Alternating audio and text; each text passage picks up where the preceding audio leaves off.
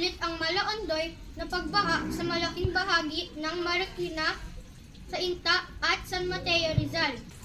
Kasunod ito ng pagkalubog sa baha kung saan umabot na sa lampas bubong ang pinakamataas na tubig sa Marikina at San Mateo, kung saan umaapela ang mga residente na sila ay ma-rescue.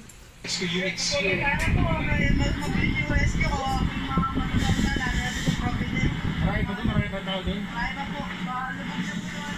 Ayon sa maraming residente, hindi nila inakalang na magiging mabilis ang pag-angat ng tubig matapos ang magdamag na buhos ng ulan na dala ng bagyong Ulysses.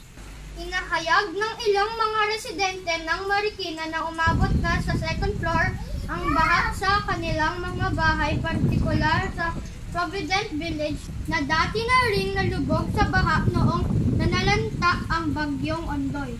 Samantala, na-stranded din ang maraming motorista sa bahagi ng Marcos Highway na nasakop ng Cainta, Rizal at maging ang sumulong highway sa Marikina at malaking bahagi ng lungsod.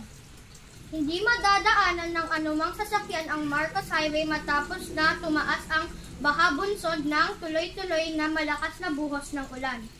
Kung matatandaan, ang Marcos Highway din ang matinding pinalubog ng baha noon ng bagyong Ondoy.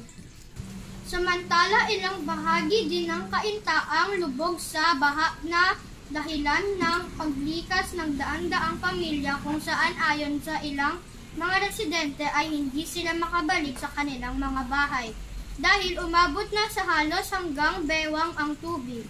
Ako si Cloud Santos, nag-uulat para sa Cloud News. Balik sa iyo, Ginoong Jordan.